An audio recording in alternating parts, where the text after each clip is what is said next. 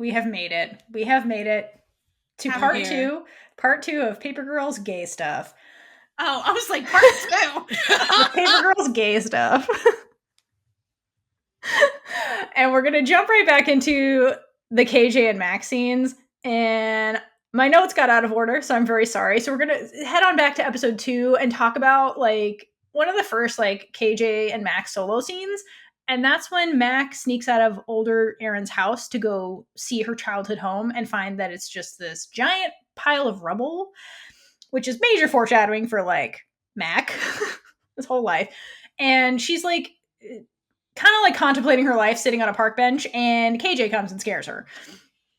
Because of course KJ was following her in the middle of the night, because like one does. As you do. As you do. And it's at first it's very, very cute. And they kind of like bond over the fact that like, wow, like in the future, Stony Stream where they grew up is very different, and like that teacher we had is probably dead. And they start getting into like their morbid humor that they have. But then it starts getting into like xenophobia territory with Mac, because she's repeating stuff she said at home, and I'll talk more about that later. But what I wanted to mention here is that I thought this was a significant scene between the two of them, because Max, we've talked about this before when we talked about Mac, but her armor has to do with like a lot of like verbal insults that she throws at people. And in this moment, she's doing that to KJ, but KJ really like brings back the fact that like, hey, words hurt, not as much as a fist can, and they can be dangerous. And when she starts going off on this like xenophobia tangent, KJ's like, have you ever heard of the Holocaust? Like, maybe ask my grandmother about this sometime. Because remember, this is post World War II. Like, they're fresh out of that, these kids. And Mac brushes it off because, like, to Mac, like, hurling insults is normal. Words don't hurt. She's like, this isn't Nazi Germany. Like, stop being dramatic. And KJ's like, I'm not being dramatic. Like, somebody drew Jew bitch on my locker last year. Like, this hurt. This is real. So I love that it's like reality. Like, that these words mean something. And to Max, she's become so desensitized to it because of her childhood that like the words don't mean anything. It's just like, that's just words. But, and I love that, like, instead of like doubling down, like some people just double down, like, well, that's a you problem that you were offended. Like Mac gets really quiet and admits like, well, I would never do that. Like, I would never go that far, kind of thing. So it's significant in the sense that it's showing that like while Mac like kind of has this persona about her, she's willing to change. And so it kind of like foreshadows like her trajectory later and like how she changes and, changes her brother by extension.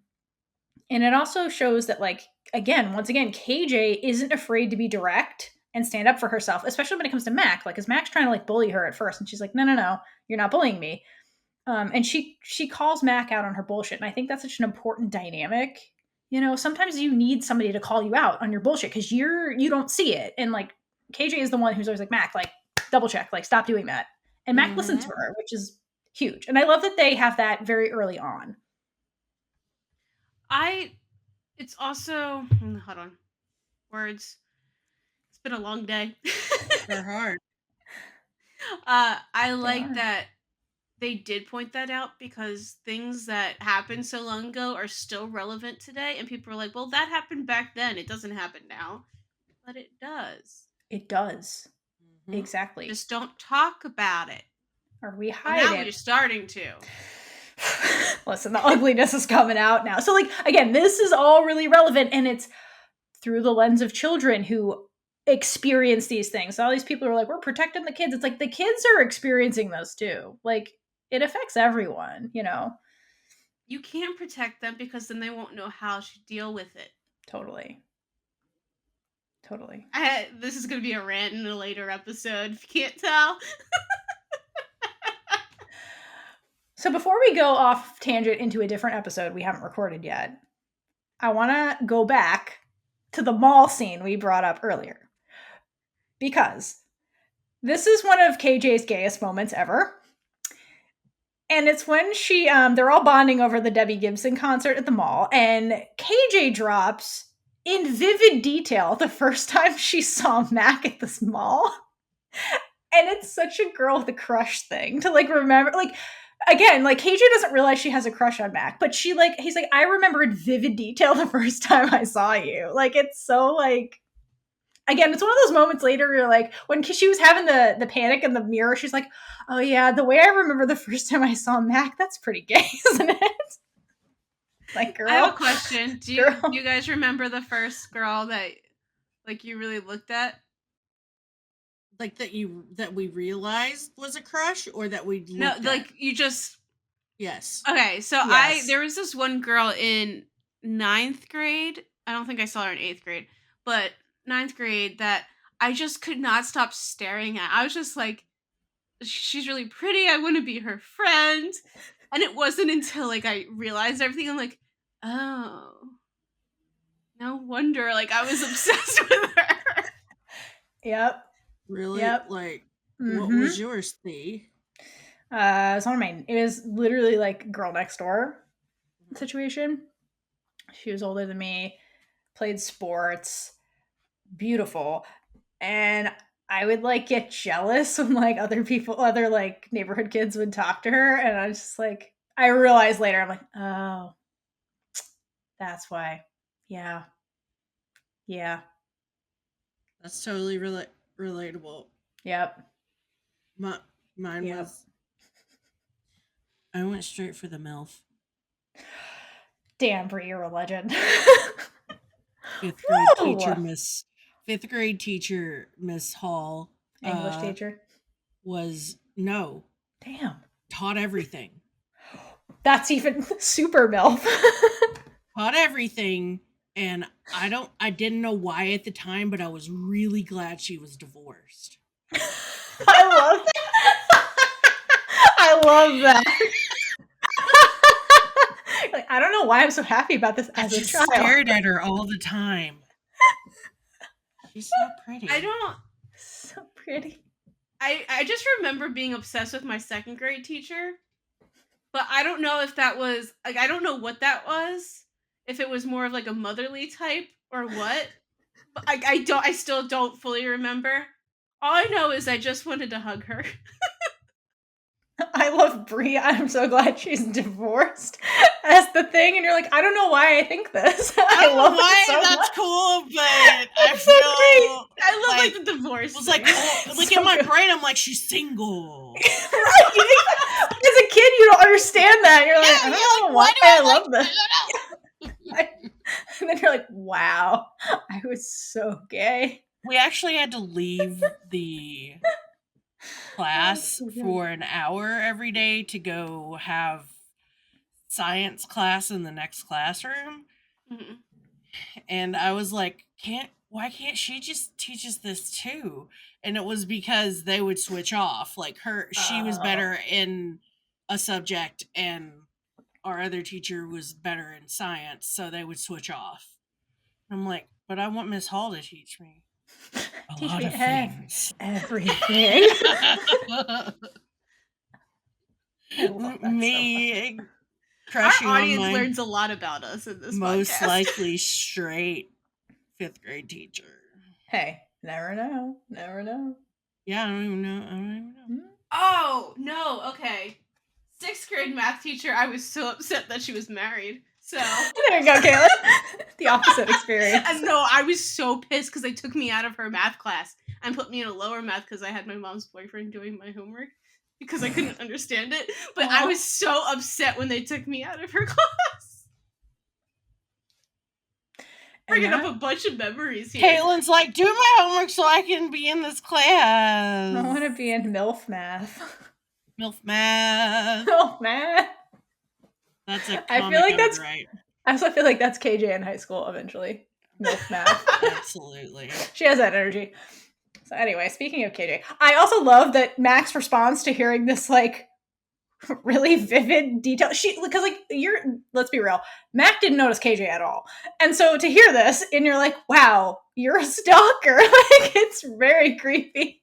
So to be on the receiving end of that, you're like, huh?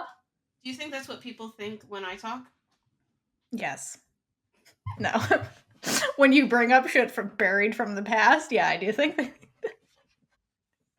I just wanted to know about Egyptian games. again, to just be on the receiving end of that is also like weird. You're like, that's really weird that you remember that, because I don't remember this. But anyway, I love that. It's very human. It's very like a kid with a crush thing, and who doesn't realize they have a crush. All right, so from there, we will jump to episode 6, back on track, to the KJ and Max rooftop scene. So this is after KJ goes to the movie theater and talks to Lauren. And then Mac, I think, had her blow up with Aaron about like, I have no future. So Mac's like in her feels, and then KJ's on the roof, goes up on the roof. And it's a very, very sweet scene between the two of them where they really both like let their guards down fully with each other. And they're both really prepared to tell each other very deeply personal things that they've never said out loud before. So I love this scene. And the sad thing is like Mac gets to say her piece, but KJ hesitates while talking a little too long because she's like, again, trying to like psych herself up to be like, I have all the dialogue because I love the dialogue. Okay, it's so good. Okay, and I also have to point out that I love this conversation that they're having, like their deepest, darkest secrets. It's on this rooftop with each other alone, because in the comic books, they have a lot of emotional scenes with each other on rooftops. So I love this is like a homage to the comic books, is why they're on a rooftop. And in the scene, like KJ basically tells Mac, like, I saw myself. And this is when we get the house, the clothes, and the cars thing we talked about. Mm-hmm. And I love that she says to Mac, like, because she's like, well, what's going on with the future you? And she says, well, I'm happy now. And okay, the delivery is, again, this, give Fina an award for her role as KJ, because she just kills it. The way she says, I'm happy now, in the future, that pregnant pause before she says now, she like drops her voice, and the way she says it, it just conveys all the weight that young KJ is carrying about her doomed future. And it's almost like seeing herself as an adult and realizing she's happy, it alleviates this giant weight that's been sitting on her.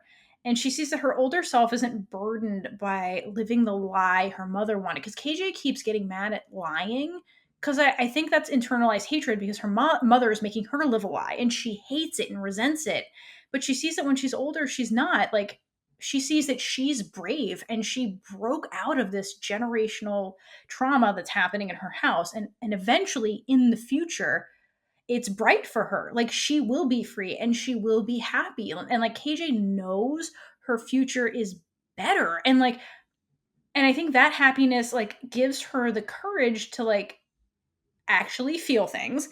And while she's saying this, she like looks at Mac and then like lingers. And I think, again, she's starting to like click, and she says, I think maybe older me sorted some things out. Like, as she's looking at Mac, she's delivering this.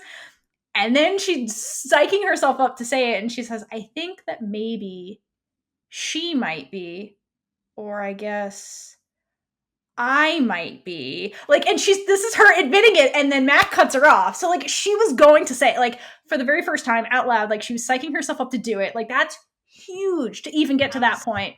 Never more annoyed with Mac than I was at that point. Yes, exactly. But also, it's like the saddest thing ever, because while KJ just realized her future is bright and she's gonna be happy, Mac learned the complete opposite about herself. And it's such a sad juxtaposition, because Mac, you know, basically tells her, I'm never going to escape my shitty life, basically. She has 4 years left to live, and some of that's going to be battling cancer, and she's going to lose. Like, her uphill battle is one that she ultimately loses. And she has this line that I really love in there where she says, it's weird. And we talked about this earlier, but she says it's weird. Whenever stuff gets really bad, I always tell myself to suck it up and stick it out, because I know it's going to be different when I grow up. Second I turn 18, I'm leaving my shitty house, getting the fuck out of Sony's dream. And just thinking about that would make it okay. It doesn't matter that life is shit now, because one day it's going to be so good. But that's bullshit.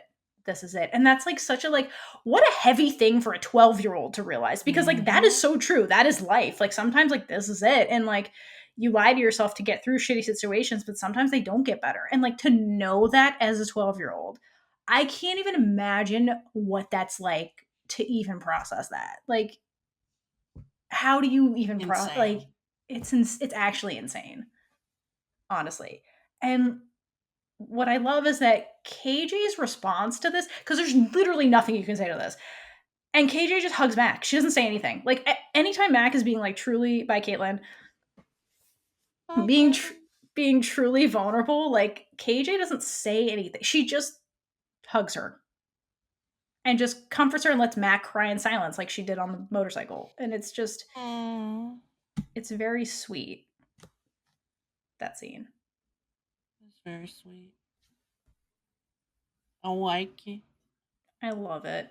It's just, what a sad juxtaposition, the two of them. Very much so. Yeah. You have any thoughts, Kaitlynn, about that? I kind of got distracted. Alrighty. Okay, hold on. No. All right, so we'll move on to episode 7. So after that rooftop confession, like the two of them start like almost get glued to each other's side after that.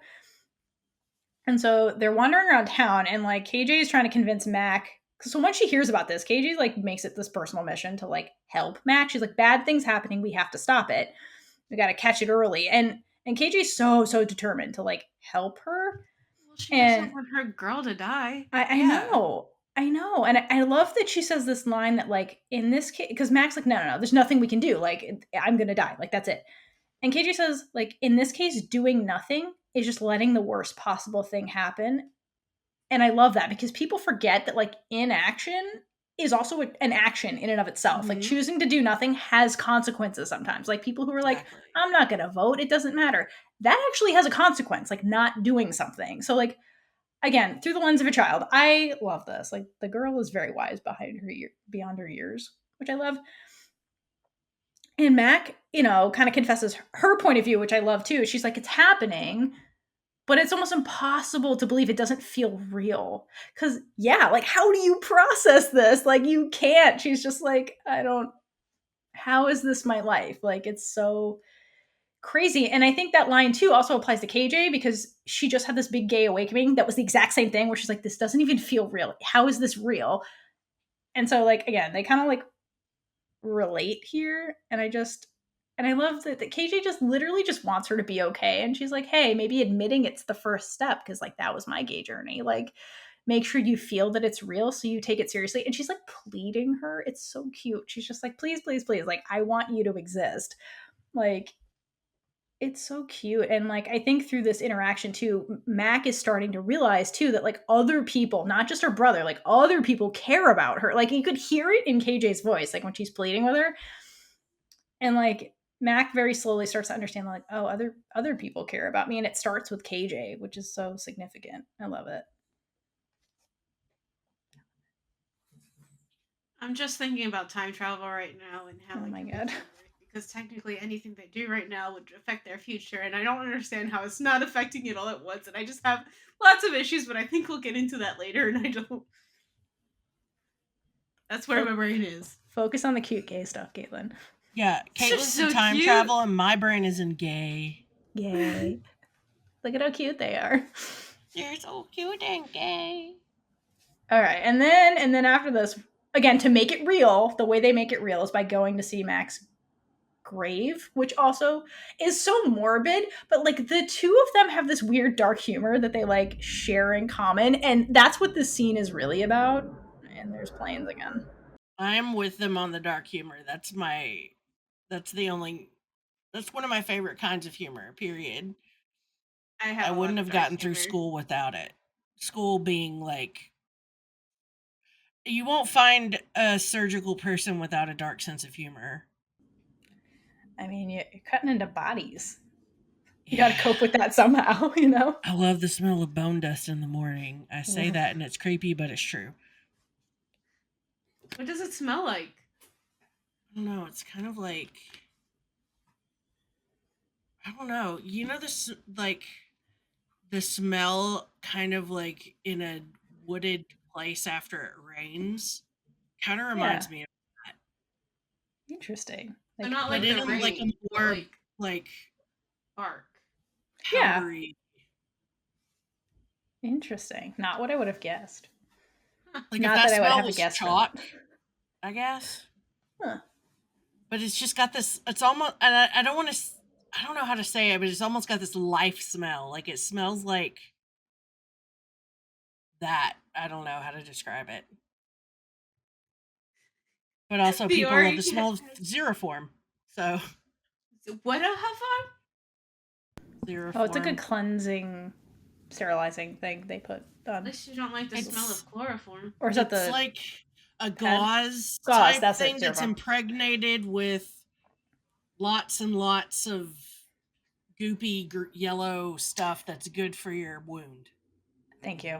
I was thinking of chlorhexidine, impregnated things, and that's not what it was. Thank you. Anytime. But I often look like this when they talk about medical stuff. Sometimes I follow it. I've been learning a lot. Anyway, speaking back of to the gay. bones, yeah, back to the gay. So speaking of bones, okay, things I love in the scene is the sense of humor, but also they like remind the audience, even though they're dealing with all this heavy shit, that they're kids, and they do that by like having KJ point out the name Butts on a grave. And So cool. I appreciate that. Like, they're 12. Like remember they're 12. Yeah, remember they're 12. And I would have done that though. I know, right? You know who else would have done that? Who? Cody. Yes. Yeah. Cody Peterson would have done that for sure. If you're listening, Cody, yes, this would be you. But I love that Mac. The dialogue after this is really funny too, because Mac's like, "You're going to hell," and then KJ's like, "Nah." And she does this like hand thing that like grandmas do, like, "Nah." Like Jews believe we're all going to the same place. I just love her. She's like, Nah. "Yeah." And then eventually they get to the grave, and that's like the real moment. And Mac gets really scared because you're looking at your dead self. And so she tries to deflect the way she always does by being like, "What do you think I look like? Am I just bones?" And KJ responds to this, not by hugging her or like comforting her. I think she just speaks Mac's language here and uses twisted humor. And she's like, "Well, depends on how good your coffin is, but your eyeballs are definitely gone because worms love those."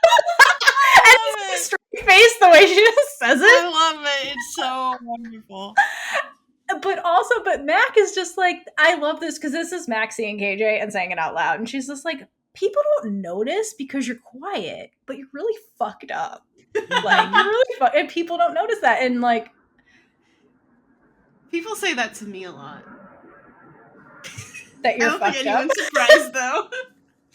No, like as a quiet person myself, like I get that. People are like, "Wow, when you talk, it's totally different." So like, I totally get this, but it's very cute. It's like an ICU moment. Yeah, and I love it. I love it. I also see it as KJ. If you think about KJ in her future, she's going to become a filmmaker, and to appreciate like great art and to make art, I think you have to have like sort of a fucked up part of yourself. Totally. Yeah, so that is I very think that true. tracks. Yeah. Just saying. Oh, absolutely. I would love it if she makes dark comedies growing up. Mm-hmm. Damn.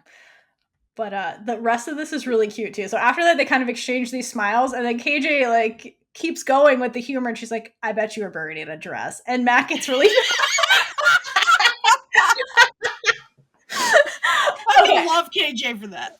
I love that too. And I also love the constant thing about Mac's aversion to dresses, because that is so fucking relatable. Personally, yes.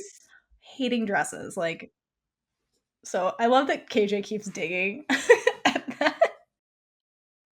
It's very, very sweet. And the rest of this whole sequence with them in the graveyard when like Alice shows up and all that stuff, KJ keeps doing this stuff, like, and it's throughout the rest of the show, like here going from here forward, where she keeps like doing tactile, affectionate things with Mac. Like she'll like touch her shoulder and like touch her arm, like to comfort her and stuff. And it's really cute. And it's just the rest of the season is the cutest. Okay. Last scene from this episode is KJ's birthday gift to Mac, because it's ironically it's Mac's birthday and they're seeing her grave and all this stuff. And Mac has the line, "Yep, July 5th. I'm a Cancer. How great is that?" Which is dark humor. That line. As a fellow Cancer, I hear you. But then, okay, that line was great. But then KJ's gift is a bottle of orange juice.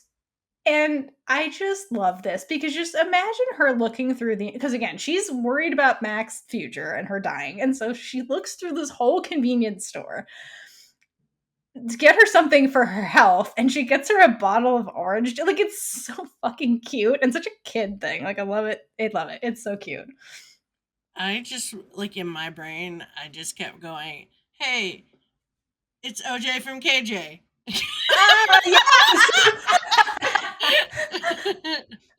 OJ from KJ. I feel like that could be an edit. Yeah, I was thinking that too. So OJ cute. From KJ and not OJ Simpson, because that's a whole nother kettle. No. Actually, that's the first thing my brain went to when you said the glove didn't fit. Let's. It was the wrong hockey I don't stick. totally know what all that means, but oh, that's how he got acquitted. Was that glove don't fit, don't acquit, or whatever. If the glove doesn't fit, you must acquit. You must acquit. That was it. Sorry. I was a child when this went on. My grandmother was obsessed with watching this. I hated all of it. I only know the name. Like, I have no idea what happened. Basically, he got off for murder, and because this glove thing was part of it. Mm-hmm. He was an actor / football player. Murdering his ex-wife and her friend. Yeah. It was a very famous trial. Of course, it was an actor. Yeah, he was an actor too. He was more on the sports side at that time. Yeah, that time. Sports. Yeah. I totally just did not pay attention to what you said. I don't even think you were born yet. Yeah. What year was it? Marsha Clark. 90s? That's what I remember most. Pretty sure it was the 90s. Yeah, the Bronco chase. Yeah, the late 90s. Anyway, to wrap, getting back to like orange juice, OJ. The last part of the scene that I really love, aside from like the gift, is like the conversation they have here, because this is Max like coming to terms with the fact that people care about her moment. Because like they just saw the stepmom on the anniversary of her death or her birthday going to the grave. Like, again, Mac was like, she never really cared about me. She was like never there for me as a kid. Why is she coming to my grave and giving me like flowers? Like, why is this happening? And it's sad because it's like it's impossible for her to believe that like somebody loves her. And we talked about this in the other episodes, but like Dylan and Mac didn't really get expressions of healthy love. And I think that changed when Mac got sick, and she's eventually will see what real love is from Alice and from her brother. And so, but at this point she has no idea. So she's having a hard time understanding like why are people like caring about me? And KJ is the one who's like she's like, oh, I think that it's weird that people gave a shit about me. And KJ's like, well, I give a shit about you, basically. And like, it's cute because they're sitting on the step and like KJ like crosses into Mac's space and like nudges her when she does this. Like, again, that tactile thing she keeps doing. And then she says, I want you to live, you know? And like, I don't think Mac's ever heard anything like that before. And that's she gives more than a shit about her. Well, yes. She gave her orange juice. That's code. That's like a Valentine's for like she gives kids. Life about her. She gives life about her. And but, this is like that thing you do to your crush. You want to touch them as much as possible, even when you're not thinking about it. You do exactly. You have no idea why you're doing it, but she keeps doing it. Yeah, I love a lot of KJ stuff is so subconscious, but it's just like you can. In this scene in particular, like after they say all these things, they stare at each other, and like there's a second where it's like lingering on KJ, and you can just like feel her crush like ebbing off of her. It's like palpable, like her crush. It's so cute. I love it so much. And then Aaron interrupts it, and Tiffany because Tiffany. Tiffany. I was mad at Tiffany. I was like, "What do you let them?" So it's like every time that happens, I just want to do this to the screen. I just want to hold this up like just a sign. Gay! 10 out of 10. The gay judge says gay. Oh, it's the gay. But I love that Bree just took the time to write that, and we didn't notice.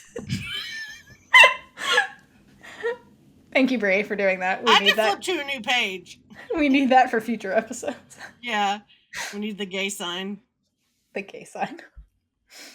All right. So, and now we'll just go to like the final KJ Maxx scenes in the last episode. So, we get to like the time loop. I'm calling it the time loop in the barn scene. So what we learn about this time stuff that we haven't really been talking about is that basically what's happening here is it's not just time travel. They're trapped in this time loop, basically. So they learned in the last episode that like basically what's happening in the future is triggering events in the past. It's older Tiffany calls it a predestination paradox. And basically because these events are codependent, the future and the past, it's causing things to just repeat over and over again. And so like ultimately they're trapped and they really can't change the future. They created the future because the future created the past. So they're like trapped in this paradox basically. And Mac hears this because she just had all this hope thrown at her. Like, people love me. Like, maybe we can have a better future. Like, and then we're fucked. And she says, and everything that happened is gonna happen and there's no changing it. And she's like, I'm gonna die. I'm gonna die. And like, KJ knows what's happening and like immediately starts like touching her. And then Aaron gets on the walkie-talkie because they're like trying to talk to the future and is trying to warn like Heck and Naldo in the future, and she starts repeating, "You're going to die," over and over again, which triggers Mac, and Mac runs away. I mean, understandably so. Yeah, totally. But I love that Mac goes to the barn because Mac loves animals, and so that's like a safe place for her. She just starts like petting like a goat. Like, I love that. Like, relatable. I love animals more than people because people treated me like shit my whole life. That's kind of like Mac. That's why she wants to be a vet, not a doctor. And then who runs after her to the barn? KJ. And then we get this scene where basically like the old timers are coming after them and KJ's like, we gotta go because like danger. But then they have enough time to have this moment where like KJ like approaches her and then Mac puts her hand on KJ's and KJ freezes because gay panic.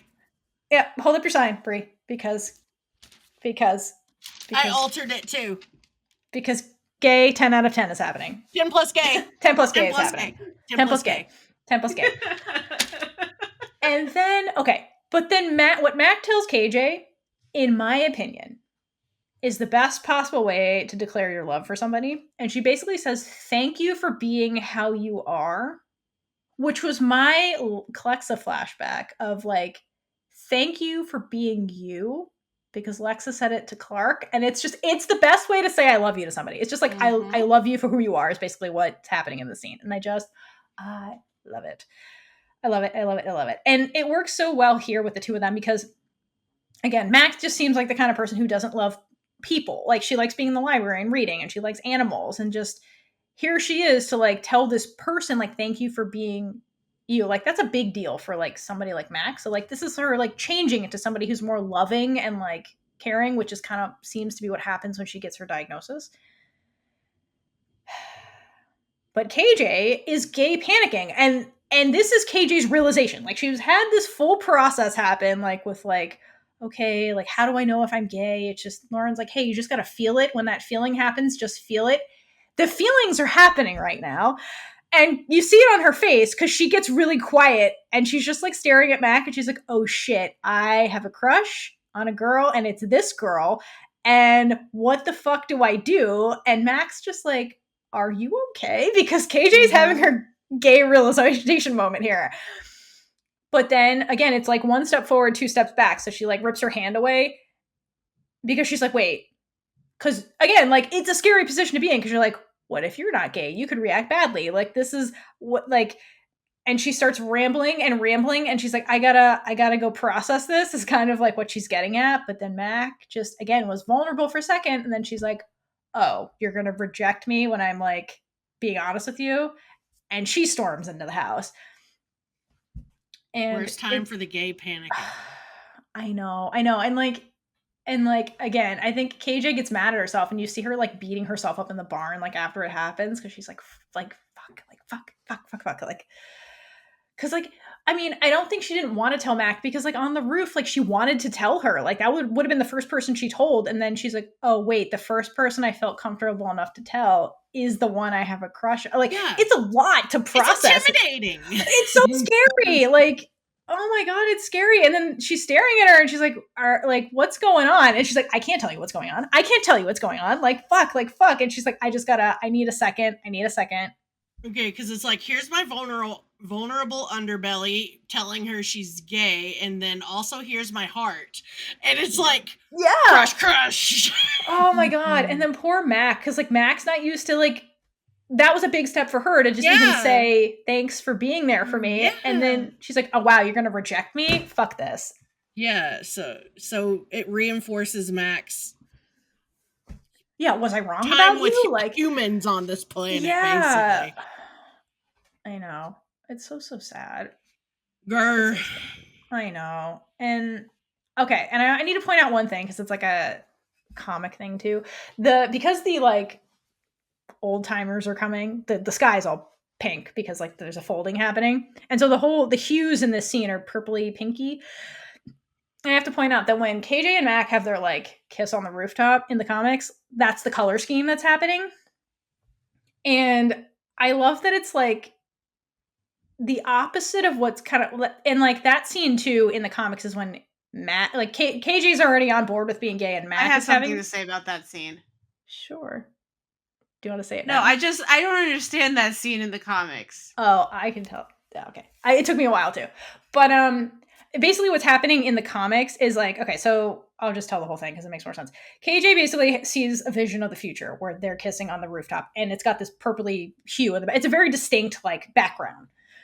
And she eventually, her and Mac end up together and going after the cancer treatment. And they're on the rooftop, and the sky doesn't look purpley pink, but KJ recognizes the rooftop. She's like, oh, fuck.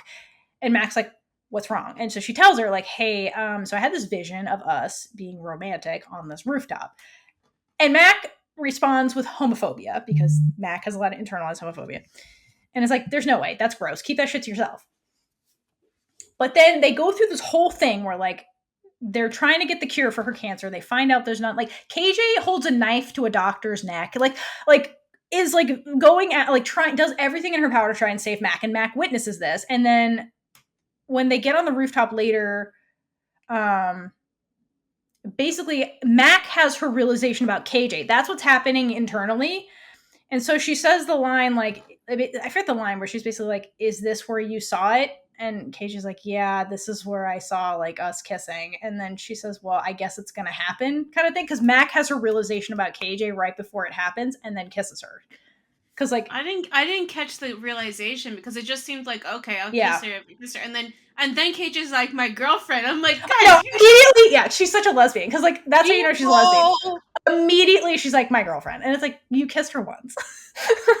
Had no conversation about this.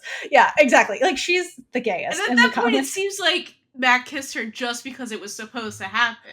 Right. That's what it's like. And that's how I read it the first time. And I'm like, that's so weird. But like, if you take into context what happened to me, like before that, like all the shit that KJ went through just for her, like Mac is realizing what they're having in this conversation. And I think that's what they're trying to link with the color scheme. It's like, this is the same conversation, but they're actually saying these things out loud. Or Mac's like, yeah, thank you for being you. Like, thank you for caring about me and like comforting me and all that stuff. And so she sees that KJ cares and like, that's a good thing. Yeah. So, but in the show, KJ's having her, oh shit, I like her moment. Whereas in the comics, when this happens, it's Mac having her, oh shit, I like her moment. Like, kind of thing. But there's more homophobia from Mac in the comic that complicates it, that we don't really get in the show, which I'm kind of cool with. But maybe that's season 2 because they really haven't talked about this. Yeah. But yeah, I just wanted to bring know that up. what would happen. I mean, we all want to know what happens. I know, but like, even if like we don't, I mean, we need. I'm sorry. Can you tell I'm getting really tired? Like, if for some reason, I mean, we don't. Never mind. Just continue. All right. So the last part of this is like in the house. So, okay. So again, KJ like beats herself up after like the rejection piece. And finally, I think Mac goes inside and sees Pyrus and is like, oh, fuck. And then KJ storms after her to like, I think tell her, because she's like, hey, like she comes in there and says, hey, Mac. And then like it gets cut off by Pyrus being the twat block. What do you guys think KJ was gonna say? Like, because she seemed like, I feel like she was gonna be like, fuck it, I need to tell her, and was gonna go tell her, and then I mean, I think she wants to tell her. I'm still stuck on Pyrus. She is. I love you, Theora. You're welcome. It's literally in my notes. I mean, that was my assumption that she was about to tell her.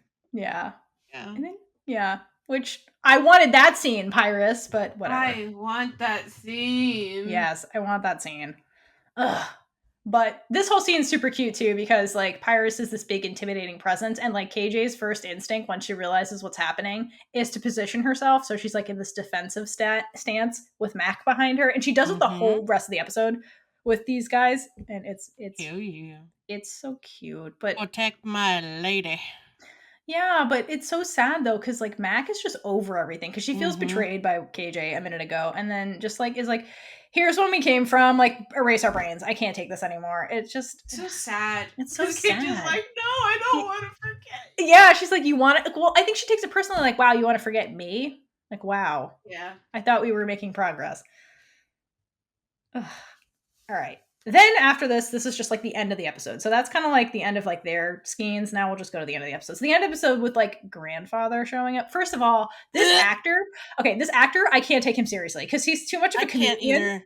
I can't. I'm like, is that when Good Place was supposed to come up? Yes. Hi, Derek. That's literally all I saw the entire time. If they had dressed him differently, I might have been able to. So I was like, why is he dressed like that? That's how he's dressed in the comics. Honestly, like they Yeah. So I don't get it, but like but this particular guy in like and his that hair's outfit like that too. Like he looks like it. So the casting is so good. I don't know. How did they like not just see these people and then draw them? We need to ask. Yes, we need to ask Cliff this. It would have gone out already.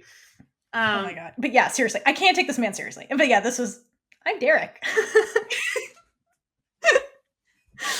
And like it's just his voice. His voice. I was like, when was the Good Place reference supposed to come up? And then as soon as you said him, I was like, yeah. Him. But this scene is sad too, because just like again, KJ, just Mac asking for her just like brain to be scrubbed. But I love this scene too, because we get the first like Mac drops the nickname Cage in this scene, which is from the books or the comics, and it's super cute because like again, it's KJ. Like they're like, okay, we're gonna go back to the past, and KJ's like, wait a minute, can we go to the future because she has cancer and I want to save her life? And it's like she calls her Cage. It's really really fucking cute. Is that how you're supposed to read it? I thought they were just like spelling out KJ. No, she says Cage. Like it's in they write it in the book too. Cage. It's cute. Got it. Yeah. But any more about the Mac and like KJ stuff in that scene? Because if not, we'll go to like the end because I know Kaitlynn has a rant. All right, let's go. Let's go. My rant? Okay. Last thing about Mac towards the end is like, okay, when they get in the house and they're all the girls are in the basement. I love that Mac finally like tells everybody what's going on about her. Like this is like the ultimate character growth for her. Like it took her a while to tell KJ, and then she just tells everybody, and it's really really sweet. So I love that character growth from Mac, and we'll come back to the scene in a minute like later, but for now I just wanted to highlight that and the fact that when they're leaving the house, so they make the decision to like go out together, KJ like leads the group, like she's the big brave one like leading them out, and Mac stops them to tell everybody like, I don't want to forget you guys. Like I love that she gets to the point where she can like be honest with everybody. And like they reciprocate it and they're like, we don't want to forget you too. And I think to KJ, that's like the apology that like, hey, like I didn't really want to forget you. Like I was scared and just wanted to be done with this. And then KJ asked her full circle, do you want to come to my bat mitzvah? And then because there's other people, she's like, and you guys too. all of you, obviously. I think she does want them to come, but we see you, really KJ. We see you. She's the gayest. I just love it. She's like, would you come to, and everyone also to the bat mitzvah? And Mac gives her that, and she's like, yeah, we'll go. And then she's like, but I'm not wearing a fucking dress, and I just love it. All right. I love them. I love it so much. And then the end. Do you want me to explain the end, or do you want to just like rant about the end, Kaitlynn? I put it in here just for you. The end. Well, I had the end of the comics is the one that pissed me off the most. Oh, okay. So Oh, yeah. Okay. So, yeah, we can. Hold on. What is the end of the show? Basically, the end of the show is just like, just where the clip by Kaitlynn, where the cliffhanger leaves us. So, like, Pyrus ends up. Oh! Yeah. Yeah! So, Pyrus Yeah. Pyrus hatches this plan to send them to another time because she's over the time war. She's like, fuck this. I lost my brother. I'm tired. And once she learns that Tiffany is Tiffany Quilkin, she's like, cool. If I send you to a specific part in time, you can stop all of this because you're part of the reason we're in this mess because you quote unquote invent time travel. And basically KJ, she like gives them this pod that's going to send them somewhere. She's like, you got 2 minutes to run on this pod because drama. And KJ hesitates and tells Pyrus, I'm sorry for killing your brother. Like, and it's really cute because Pyrus is like, look, I understand it wasn't really your fault. And she tries to like be like, I get it, kid, just go. But then chaos ensues and Pyrus ends up getting shot. And then Aaron runs out of the pod with the medic bugs and tries to save her life. And like the clock is ticking this whole time. And there's all this chaos. And what ends up happening in the end is that Mac and KJ get trapped in the pod because KJ's an athlete. Mac never left the pod. She sprints back to the pod and the other two are like scrambling. And it's this really sad scene where like the four of them like finally are like, yes, we're a team. And then they get divided at the very end. And then Mac and KJ get sent somewhere. Where the fuck did they go? Where did they go? Hold on. When they all have their hands on the glass, just the KJ and Mac's hands are on top of each other. I know. And it's so cute. It's so cute. I'm gonna It's so cute. be the bitch that busts the bubble. I hated that fucking entire scene. That's okay. It's okay to hate it. Hold on. I just like the hands, okay? Yeah, the hands was cute. No, now I don't even care about the hands. I'm like, I this don't is care, dumb. Bree, okay? It is dumb. I agree. And then Aaron. Let's get back. Hold on. I want to talk about where the hell they went. Aaron and Tiffany go to 1950, and that's the end. No, where did Mac and KJ go? Right, yes, where did they go? I need a season 2 to know where they went because they don't end up in 1950 like Tiffany and Aaron. I hate that we get to see where the other two go, but we don't get them. Like, why? I mean, I understand that, like, Tiffany is, like, part of the reason, but, like, why are they more important than the other two? I don't think that's the issue. I think what happened was when the original pod was, like, getting sent, like, the other old-timer people come in, and one of them started messing with the controls, so I think they send them somewhere they weren't supposed to even go. I'm assuming they're going to go to the far past, judging by the comics. No, I just mean, why did we get to see them but not the other two? I don't. That's the part that I have an issue with. I think maybe the writers haven't decided where they go, and that's where they're like, we'll just show these guys. Maybe. But yeah, I'm mad too. I want to know. Are they okay? Maybe they get sent to... When did same-sex marriage get legalized? Maybe they send them to that, and that'd be great. That day. Okay, what'd you hate, Bree? That whole scene was dumb to me. I'm like, stop it. Because it's all child decisions. Stop beating on the stupid glass. Like, just don't do that. It's futile. It's a kid move. They're 12. They're sad that they're getting separated. Like children. Also, okay. To be fair, Bree. To your point, aren't there buttons inside that they could be pressed? There has to be controls on the inside, right? Like, because the pod has to go back of it. You think that they would build these pods without an emergency cancel from the inside? Yeah, abort. They don't know how to work it. They've never seen. But as children, when you pressing buttons, big red button. Maybe it was a big blue button, okay? Even fucking adult Aaron knew this. Red button is bad. Well, also Larry yelled at her when she tried to press it once, so she's like, well, she was gonna press it. That's what I'm saying. It's like the kids would press it too. Maybe these buttons do something. I don't know. Oh my god, I love that scene though, where she's like pretends like she launched these like things or hit some button, and he's like, "Did you really?" And she's like, "No." That's what I mean. Yeah. That's the thing that I liked. But no, thanks, I hate it. All right. I just want to know more. Same. I mean, obviously we Same. all do, but like, if we don't get anything, I just want to at least know. Where did they Like, just go? give me where Just the hell they answer. went. Just answer. Just questions that need answers. All right, Kaitlynn. So, what did you hate about the comic ending? I can't spoil that. It was some Marvel movie, and I don't want to spoil it for people because people would kill me. But What it was do you mean? Is it already out? Yeah. Well, then why the hell Then would you're you not spoiling? Then you're not spoiling it. Oh well, I mean, I don't know. People are crazy. No, fuck them. Say spoiler for insert Marvel movie. Skip 30 seconds ahead if you don't want the spoiler. Yeah, and There if you go. you haven't watched it by now, you don't care that much about warning. Marvel, and Yeah. it's fine. Go ahead. Spoiler for the last Spider-Man movie, where Yeah, we'll never they watch go. No. They don't remember each other. Like, all the friends don't remember each other, and because they don't remember who Spider-Man is, and I just hate it because like they were so close, and then you just wipe the entire storyline, and so they send the four of them back to their time, and they're like, you'll have dreams about it, but you'll forget it immediately when you wake up.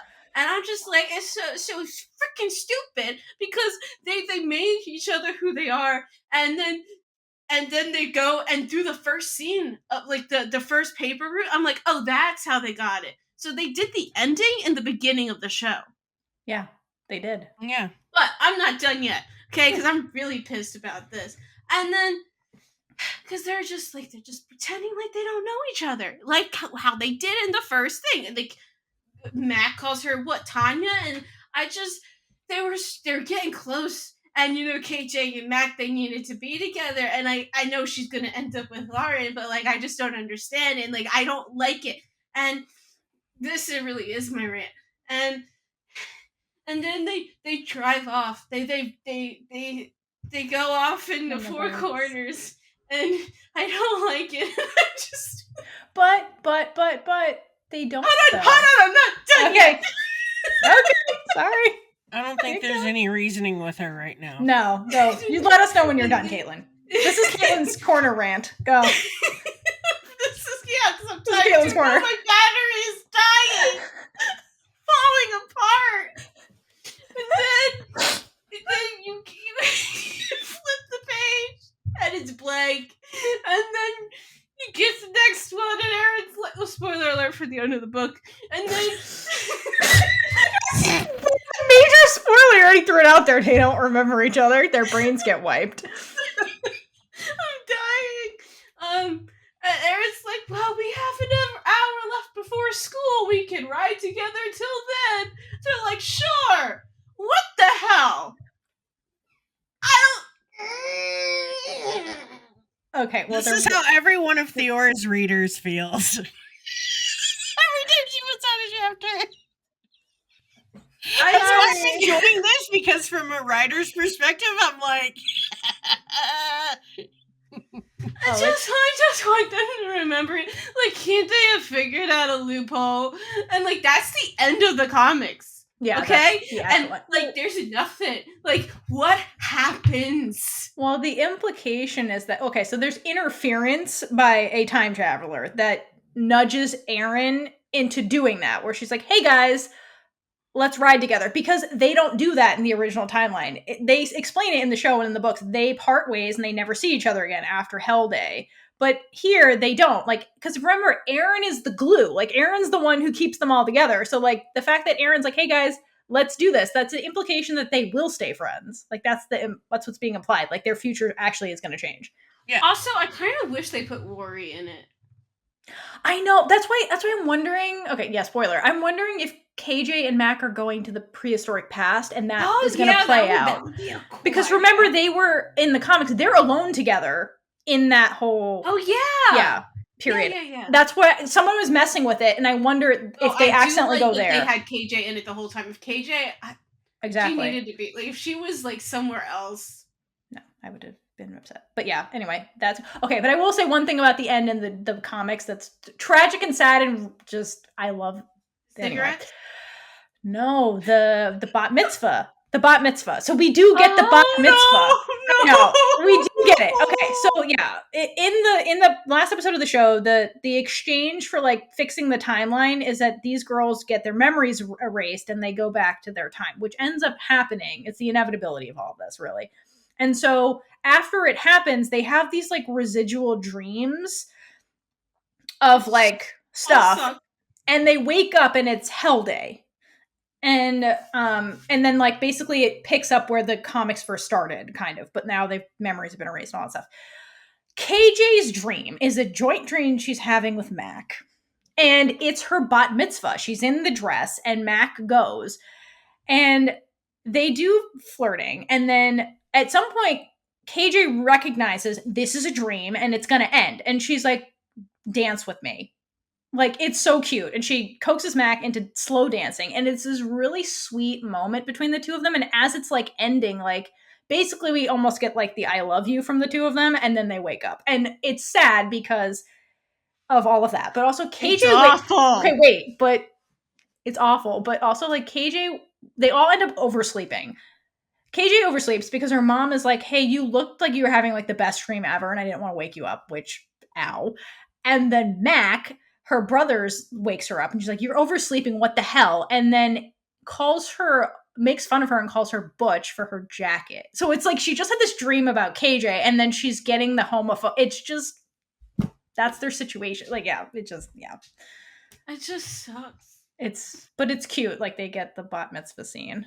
But anyway. Yeah, but it's the saddest bat mitzvah scene at the end. I know, but it's sad, but maybe their futures change. She's gonna say she doesn't care. I know. I like it because it's real. But also, I love Lauren, so I'm cool. Yeah, I'm cool with that. It's hard. That's where I'm torn, where I'm like, I hate it, but Lauren. Yeah, Lauren. But Lauren wouldn't have it as Lauren. I'm sorry, I'm not a Mac KJ shipper. I know. I think they're cute, but I want KJ to end up. See, the thing is, Lauren. we just want the gayness. I think that's why we all want KJ and Matt together, because we just want the gay. I don't want them to get together. I like KJ's journey with Mac, with realizing who she is. Yeah, I like that part. I like that part. I don't want them to have the romantical parts. I just also want their children. Yeah, it weirds me out. I want KJ in college.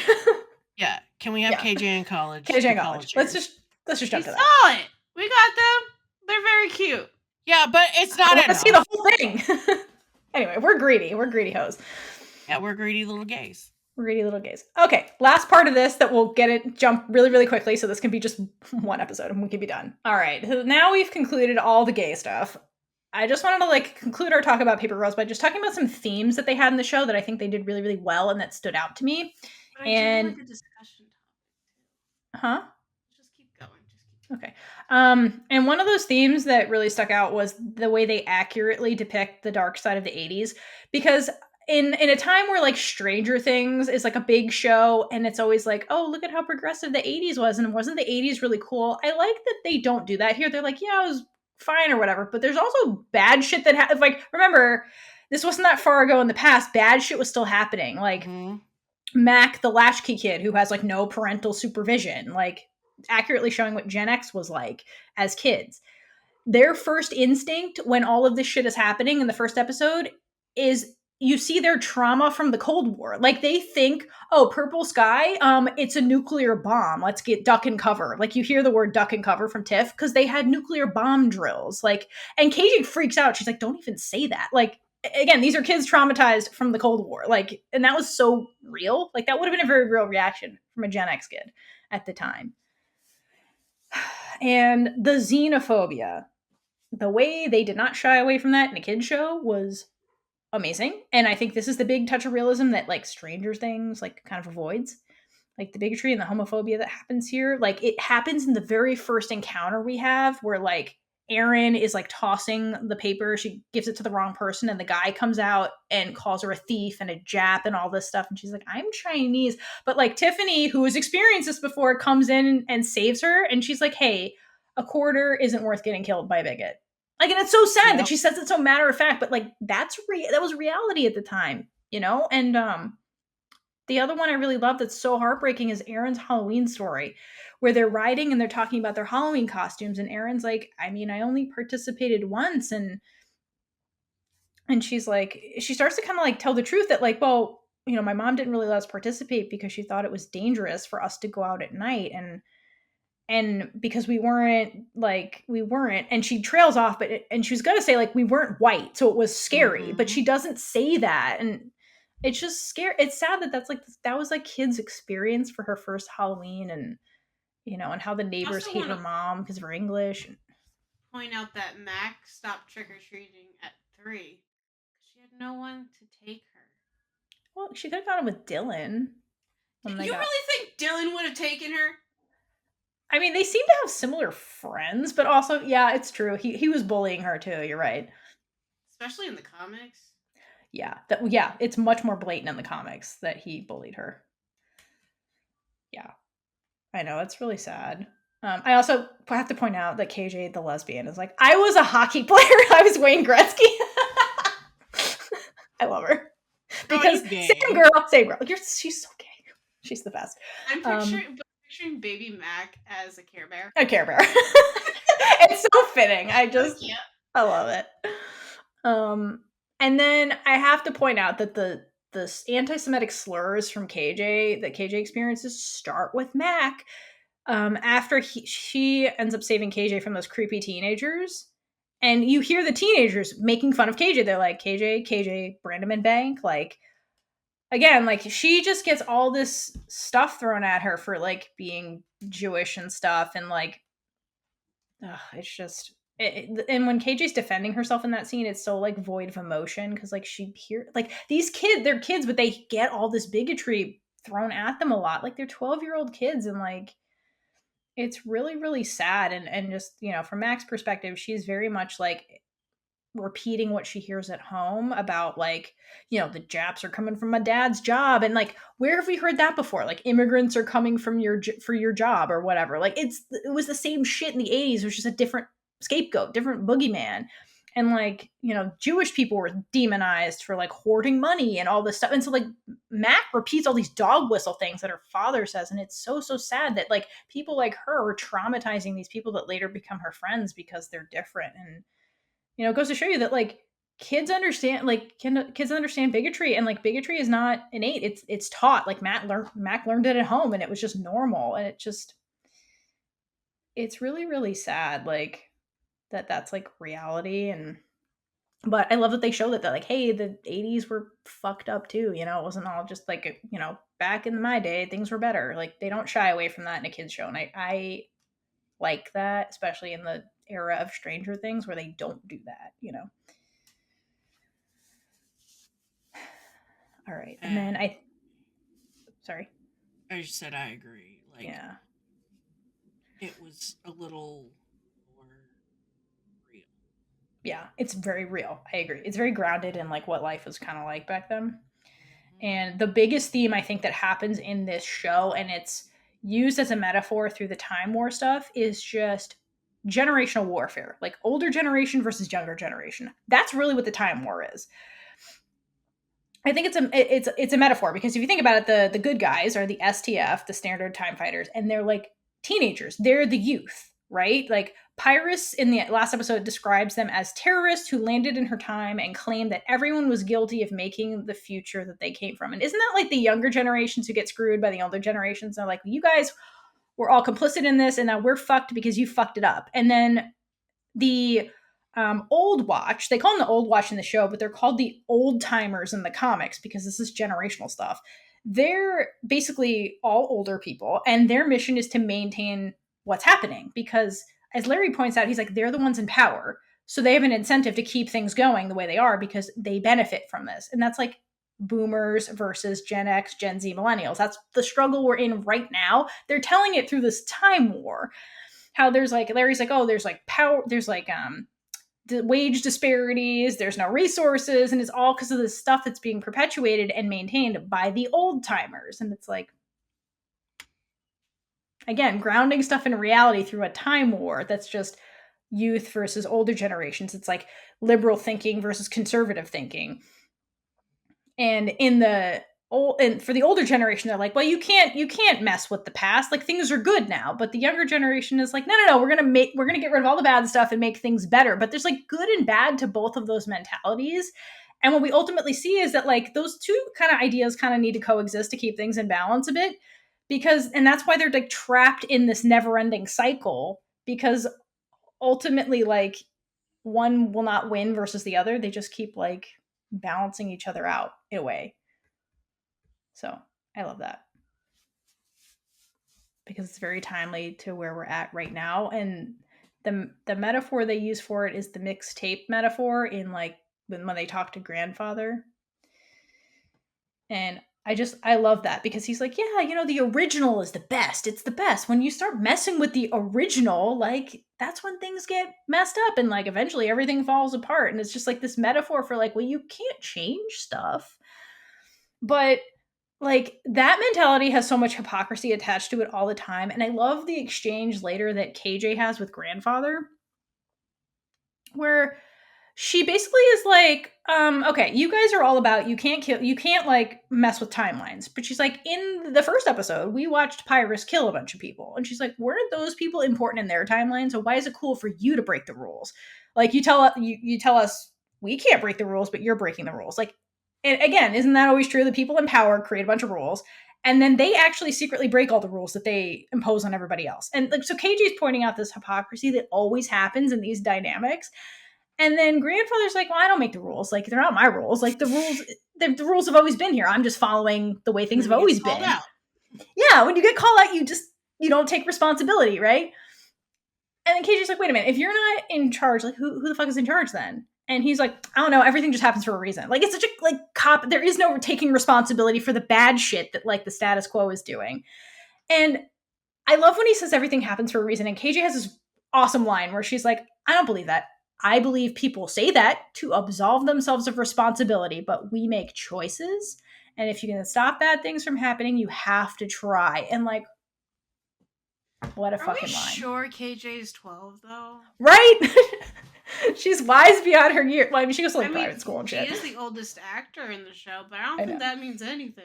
No, I just think KJ has a lot of time to think about things. I agree. I think she strikes me as the type of person, like, I relate to her because I feel like she's the quiet one who just observes things and then like thinks about it. And then she's like the Jane Austen who just sits back and watches everything and kind of sees it through her silence. And she sees her parents going through all of these motions so she's seen it. It's just she's seen it right in front of her face. She's lived it. That's how her mom's imposing all this shit on her. She's like, this is just tradition. This is the way it always is.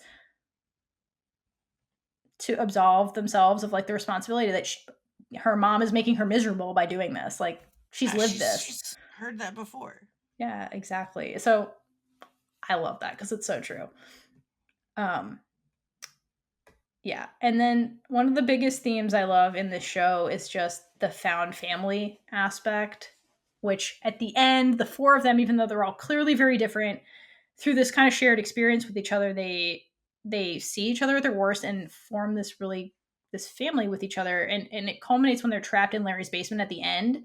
And they have this choice, like, what do we do? And Mac and KJ are kind of like, hey, they saw us, so we'll go, you guys escape and live. And then they ultimately decide, like, no, we started this together, we're gonna end this together. Like, we're paper girls, we stick together, we're not gonna change that now. And like, even when they get in like the ship later and Pyrus is like, I'm taking Tiffany, they're like, no you're not, you take her, you're gonna take all of us. Like, it's very sweet, and I love that. And that's very common theme in like queer media.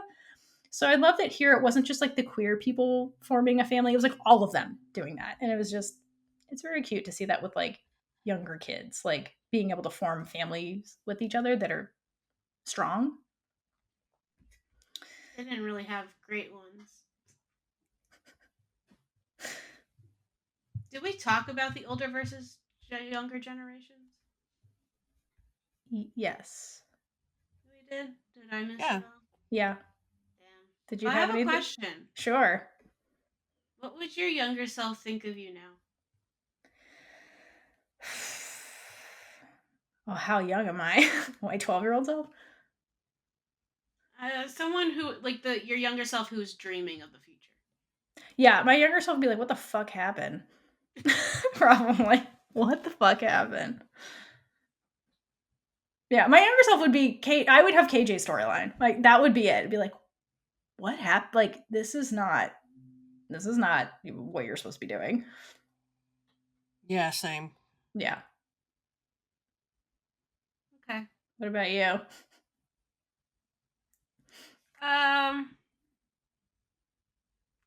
I probably be impressed that I was able to get a car at 20, like a new car, and yeah, I'd be very impressed with that and traveling. Yeah, for sure. There's a lot of things that I never thought I'd be able to do, but then also still living at home. You got a little blurry on your camera.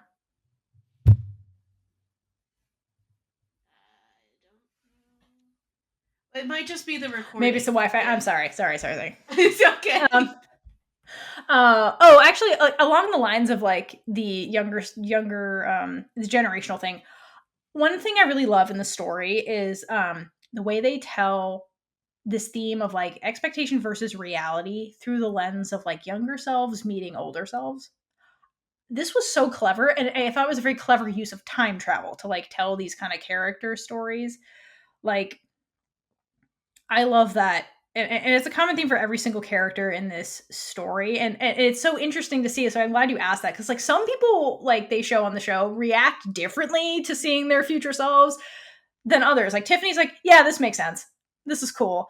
Aaron's like, what the fuck happened to me? KJ's like, how did this happen? Matt gets this horrible, like, so like learning about your future has to be like the weirdest thing ever. And it's like, I feel like you wouldn't know how you'd react to it. And so it's a cool thing to explore like narratively.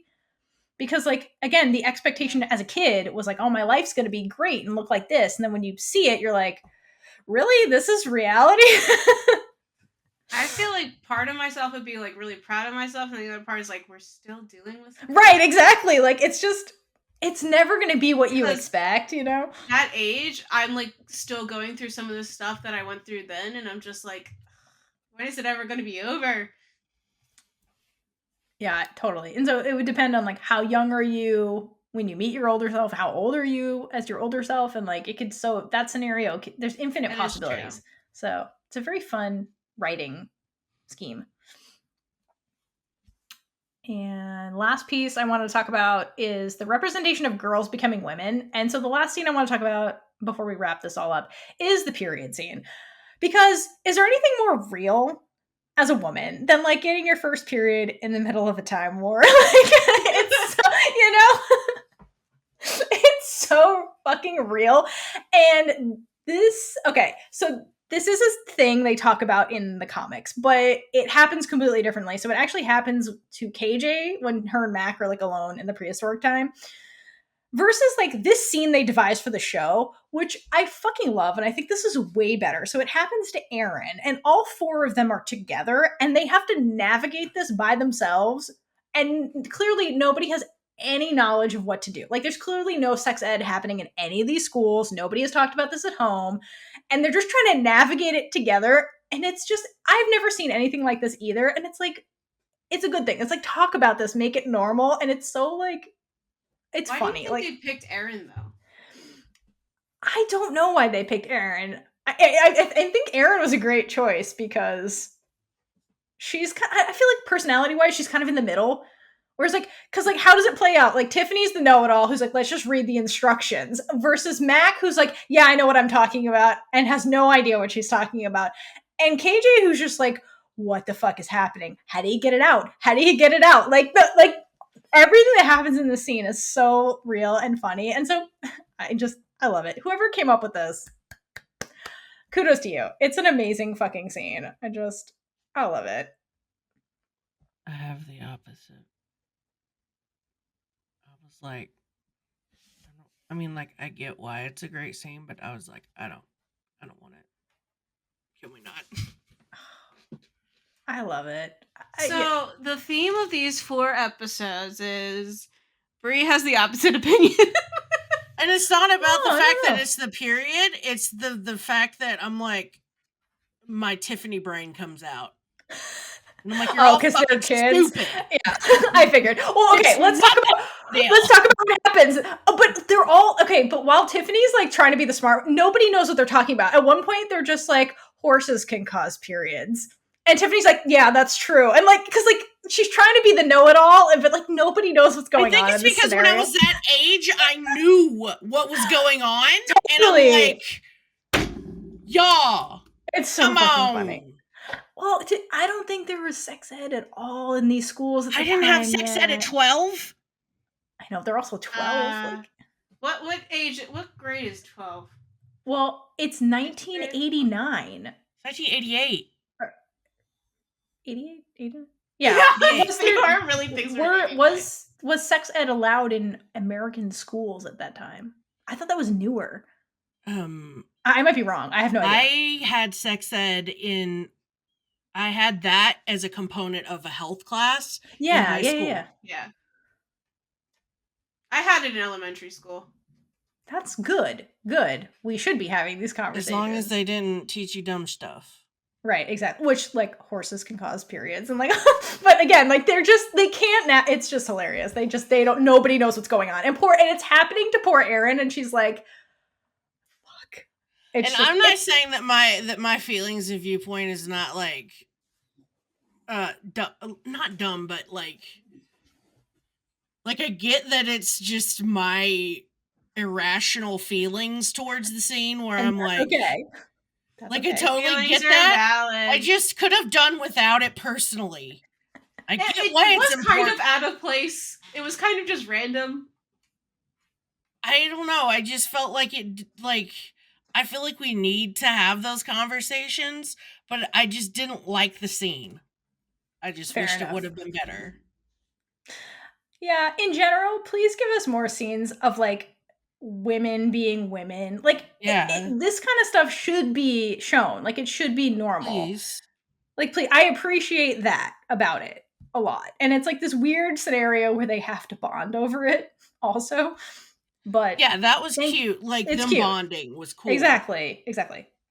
I enjoy it. And they didn't make it gross. Or, like, it could have been gross and they didn't. They just handle it in a very kid-friendly way, which I liked. What I do like is when Mac gets the tampon shoved in her nose later. Yes. I also love that. I love that Erin is just trying to get her to look down.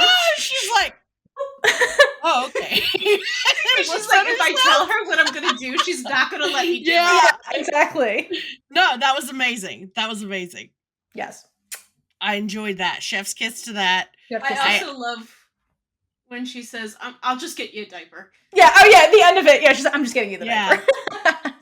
I think, okay, so in my brain, it's like, I like that the scene happened, I just don't want to watch it, if that makes sense. That's fair. It's okay. I thank you for sharing. I'm sure there were some people who were uncomfortable and didn't like it either. So. And it's, like I said, it's not about the period thing, because I think that we should absolutely talk about it. And that it's dumb that people... I do that at work to my boss when he makes misogynistic jokes. Not because he only makes them because he knows that it'll mess with me. Of course. He doesn't actually believe in the joke. But I'm like, that was not necessary, so I'm going to do something that's not necessary to you. And that's me talking about my period in detail, bitch. Beautiful. I love that. Normalize it through vengeance. Normalize it through vengeance. That should be one of our phrases. And that's a finale. And this is a great segue, not at all, into what were your overall likes and dislikes for the episode? For this, not episode. For KJ! For the whole KJ. For the whole all of Paper Girls. Overall KJ likes and dislikes. And movie, Lauren. Adult Tiffany with younger Tiffany. Yes. I love Lauren. I like the metaphor of the time travel thing and the meta moments of it. I just thought that it was sloppy, personally. And because of reasons. It's like rushed. Having to do so much and so little. Yeah, time. totally. I mean, most of this like 700-page comics was done in 8 episodes. Yeah, it's insane. It is insane. Like, the what they fit in, but it just didn't work for me. Like, okay, it didn't capture me to the point where I was watching it. I wanted to watch episode after episode after episode. I had to break them up because we're doing it for the podcast, and then I had to like sit down and make myself watch the episodes. And then there were parts I really liked and parts I was just like, eh. Yeah, and if I have to freaking grandfather was one thing I didn't like. Every time he showed up in the comics, I was like, ugh. Oh, I know. I hate him in the comics. He's so annoying. He's Yeah, annoying that's- no matter what, but the comics are especially. Yeah. Like, I get sort of why you're here. I get why you're here, but you're just so fucking annoying. Yeah. I totally agree with that. And I agree with all of your likes. I think I like using the time travel as a way to tell the stories between the characters, like younger selves, older selves. I really enjoy that. I Mhm. thought it was very allowed for clever storytelling. That's the thing I love the most. KJ in particular, all the lore and stuff. The thing I dislike is Larry. I'm with you there. Okay. I don't Okay. really like Larry either. I don't like him. And I don't understand what the hell happens with Larry, having read the comic books.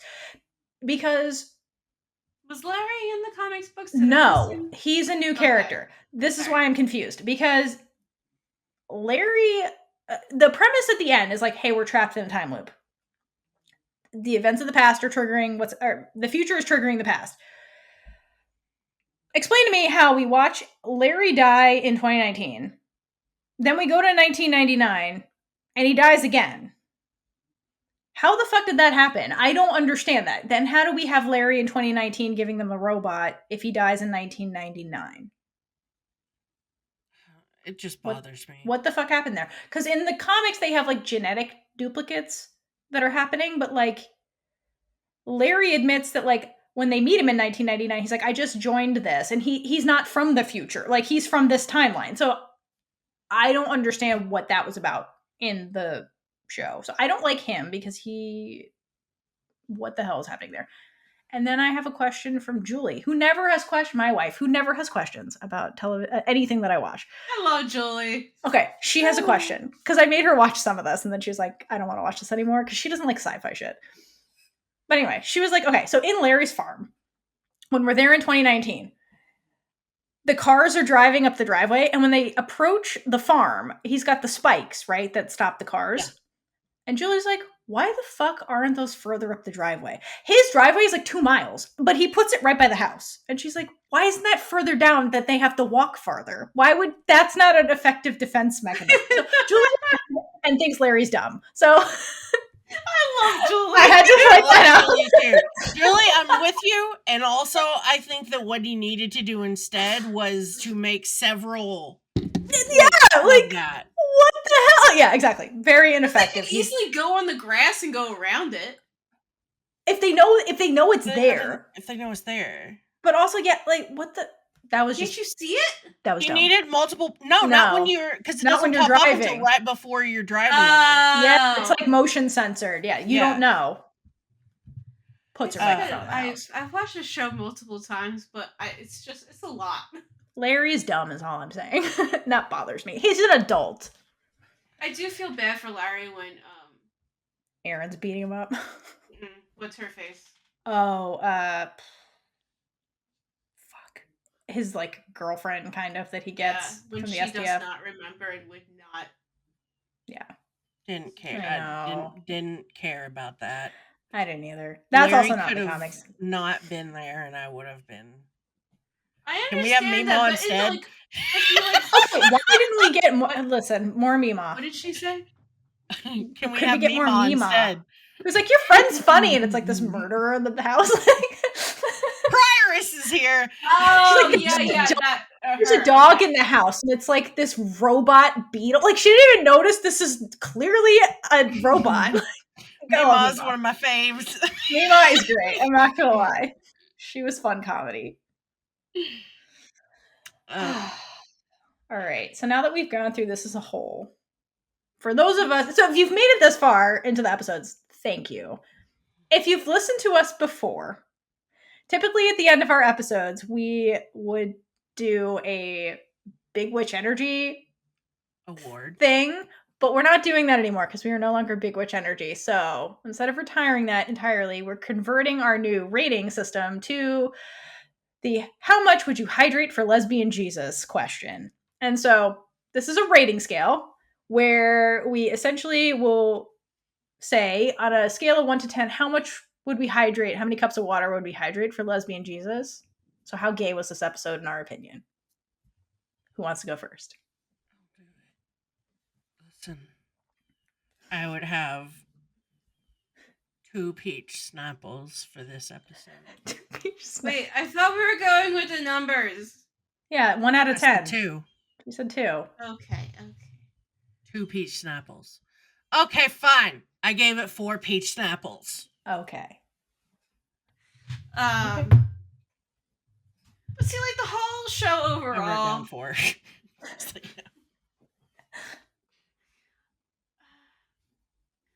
difficult because I really love this. Like, are we saying like how gay it was or how we felt about it? That's basically what we're saying with this hydration scale. No, that's... Yeah, how much did you like it? That's... Okay. All right. There you okay. go. I'll give it a 7. Me too. Here's why. I give it 5 glasses of water for lesbian Jesus because of Lauren. Like, Lauren herself just gets 5 glasses. Like, everything about her speech, her existence, she just gets 5 glasses of water for me. And then the rest of it is really because I love the way KJ storyline is like basically the other two. It's because only KJ's storyline. Yes. I think her storyline was told so stupidly well. And that's what really struck me about this piece of media was just, I've never seen a queer storyline presented like that before in a way that felt so organic and real and naturally paced. And the show itself, it wasn't centered around homophobia or like the conflict of the show wasn't about being gay and like the backlash of KJ being gay. It was just her processing it and then realizing it. And I've never seen that story ever really told like this before. And just, I thought it was unique. So it gets extra points just for being unique. But like the Lauren stuff. Bye.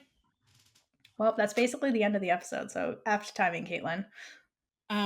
I'd like to point out that I gave it 4 peach Snapples out of 10 because of Lauren and KJ. And that's yeah. Basically. I'm just like, I love that movie scene and the scene in the bedroom so much that I was like, I couldn't give it any lower, but I couldn't give it any higher because there's not enough gay. Yes.